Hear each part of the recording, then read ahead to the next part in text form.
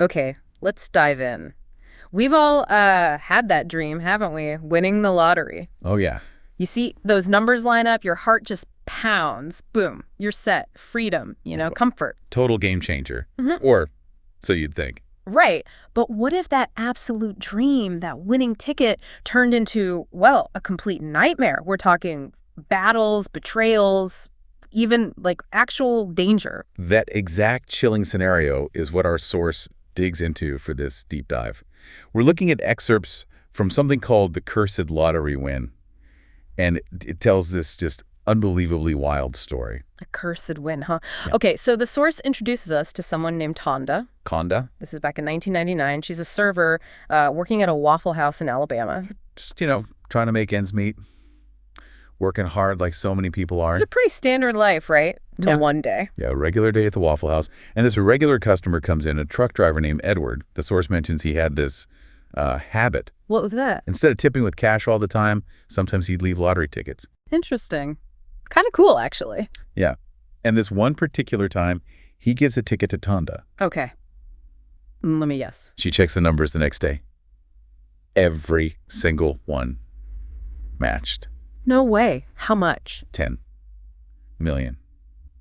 Wow. Okay, stop right there. $10 million in 1999 for a Waffle House server. I mean, you really have to grasp the scale of that. The source actually points out, adjusted for inflation, that's closer to $19 million today. It's staggering. Truly life-altering doesn't even cover it. Totally. So what'd she do first? The source says she made some, pretty smart moves initially. Yeah, it seemed that way. Quit her job straight away. Can't blame her there. Nope. And she opted for the annual payments. $375,000 a year for 30 years. Okay, that sounds sensible. Steady income, long-term security. Right. She had plans, build a house, get a decent car, just live comfortably, finally, maybe thrive a little. The dream scenario playing out. But given the title, Cursed Lottery Win, I'm guessing things didn't stay dreamy. Not even close. And what's really wild is how fast it went south. The source says just a few days later, she goes down to the lottery headquarters, ready to claim that first big check. Yeah. And everything just grinds to a halt right there. What? Why? What happened? A legal complaint. It had already been filed. Already. By who? Gets this, 4 of her former co-workers from the Waffle House. Her co-workers. What were they claiming? The source says they claimed they had this agreement, like a pact, that they'd all agreed to split any big winnings from lottery tickets. Edward gave any of them. A verbal pact. Apparently.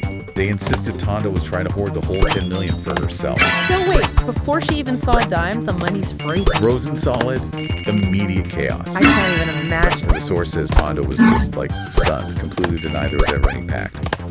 But the co-workers were sticking to their story. Lawyers got involved. Of course. And just like that, those $375,000 annual payments tied up in legal knots. So courtroom battle it is. Yep. The co-workers testified against her. And here's a twist the source really highlights. Uh-oh. Edward, the guy who gave her the ticket, Yeah. he actually testified with the co-workers. Said the ticket was meant for the whole group. What? Why would he do that? He even claimed, according to the source, that whoever won promised him a new pickup truck. This is getting messy. Right. It just shows, one of the first big problems with sudden wealth, people come out of the woodwork with claims. Real. Or maybe not so real. Often people you know. So what did the first court decide? It initially went against Tonda. The ruling was she had to take a lump sum payout instead of the annual ones. Oh, wow, okay. And split it 5 ways. The 4 co-workers. She must have been furious. And the source says she was absolutely livid. Appealed immediately. Okay, so appeal pending. What happens then? Does she just wait? This is maybe the most unbelievable part of this stage. While the appeal was going on, she had to go back to work. You're kidding. Nope. According to the source, at another Waffle House. Oh my God. You win $10 million and you end up slinging hash again because it's all tied up in court. That's just wild. It really hits home, doesn't it? Yeah. How unstable things can become. Anyway, the source says it took about a year. Finally, in 2000, the state Supreme Court ruled on her appeal. Okay. Fingers crossed for her. They sided with Tonda. Yes. The winnings were hers. All hers. Finally, after a year of that legal hell and being back at work, she could actually get her money. Start building that life she wanted. Okay. Deep breath. First huge hurdle cleared. Finally enjoy it.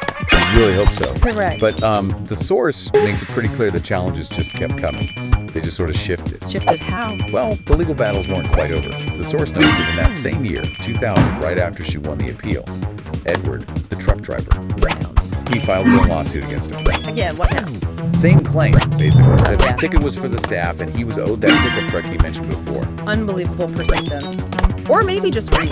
Yeah, the source definitely paints a picture of continued legal pressure. So another couple of years go by with that lawsuit hanging over her head. Takes us to about 2002. And wasn't there something else going on personally, too? Right. On top of Edward's suit, Tonda was also going through a divorce around that time. And her soon-to-be ex-husband. He claimed he deserved half the winnings, too. Of course he did. So now it's not just coworkers or the gift giver, it's personal relationships getting dragged in. Exactly. It's another layer of complexity the source points to, how sudden money can just strain everything, even your closest ties. Did the source say what happened with the divorce claim or Edward's second suit? Doesn't detail the divorce outcome, but it does say Edward's second lawsuit. Eventually dismissed. You got that. Okay, so by 2002, Edward is finally out of the picture legally. Divorce is happening. Maybe things are calming down. You'd think. But then the source describes something truly terrifying. A totally different kind of threat emerges. Personal safety. Oh no. Just days, literally days, after Edward's case got tossed out, Tonda was in Mississippi. And She was confronted by a different ex-husband. An earlier one. wait, another ex. Yeah. According to the source, he forced his way into her car, shoved her over to the passenger seat, and just started driving like crazy across the county. What was he doing? Threatening to kill her unless she gave him a cut of the lottery winnings. This is horrific. It just went from legal fights to like life and death. Absolutely. The source describes him finally pulling over somewhere near a boat launch, still making threats. Tonda's pleading with him. Then, her cell phone rings inside her purse. Okay. She tells him, look, if I don't answer that, people are going to worry they'll come looking for me. Smart thinking under pressure. But it was a crucial mistake for him, because the source recounts, when he let her reach into her purse, she didn't pull out the phone. What did she pull out? A .22 pistol she kept hidden there. Whoa! He apparently lunged at her, and she shot him in the chest. Oh my god. Did she kill him? Was she arrested? The source emphasizes it was ruled self-defense.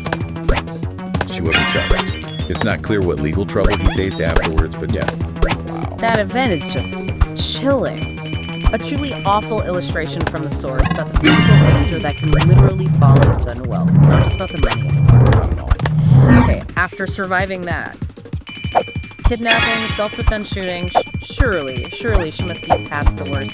She still had most of the money, right, despite all the lawyer fees. You'd assume so. Yeah. But then, years later, the source details yet another challenge, completely different kind. This time, it was the government. The government. IRS showed up, the Internal Revenue Service. Oh boy, what did they want? Tax evasion. Not exactly evasion. The source says that over the years, Tonda had been, sharing some of her winnings, giving money to family members, transferring parts of her annual payments to them. Generosity, right? Yeah, it seems normal. What's the problem? It wasn't about her regular income tax on the winnings. This brings up, like, a whole other financial complexity. The source says the IRS looked at these transfers to family and called them gifts. Gifts, like taxable gifts. Exactly. There's something called a gift tax. If you transfer wealth over a certain amount, even to family, it can trigger the separate tax. It's different from income tax. I didn't even realize that was such a big deal. So the wealth itself created a brand new tax issue. Precisely. The source states she suddenly owed like $800,000 in these gift taxes. $800,000. Ouch. Yeah. She disputed it, argued against it, but the IRS didn't budge. She ended up negotiating some kind of deal, but still had to pay a huge chunk. And that was the end of it. Not quite. Yeah. Get this. Years after that, in 2012, we're talking more than a decade after she first won, the tax court ordered her to pay even more. It just never ended for her. It really shows that long tail of financial headaches that can follow a massive windfall. Complications can keep popping up years down the line. So the battles just kept coming, didn't they? Year after year, different angles. Coworkers, the guy who gave the ticket, an ex-husband wanted money, another ex-husband threatening her life, and then boom, the IRS. It's just an unbelievable saga. And if you kind of step back and connect it all to the core message from the source, it's stark, isn't it? Money like that. It doesn't just change your life. It sends ripples, huge waves through everyone around you. Yeah. And often in ways you could just never see coming, never prepare for. It really underscores how incredibly complex navigating sudden wealth is. The legal stuff, the personal betrayals, the financial traps, it goes so far beyond just cashing the check. Did the source offer any sense of closure? Or like a silver lining after all that chaos? Yeah, it does offer something like that. Despite everything, everything, the lawsuits, the fear, the danger, the IRS fight, Punda did manage to hold on to most of her winnings. Yeah, that's something at least. And pretty smartly, the source notes that after that final IRS issue blew up publicly in 2012, she just stopped talking, stopped discussing her finances publicly at all, drew a line. Probably the smartest move she made through the whole thing. Could be. But this whole story, reading about it in the source, it really makes you think, doesn't it? If winning millions brings this level of conflict, this kind of danger, how much is that wealth actually worth in the end? Yeah, it leaves you wondering, is the biggest challenge of suddenly becoming rich simply surviving it? Makes you question the whole dream, really.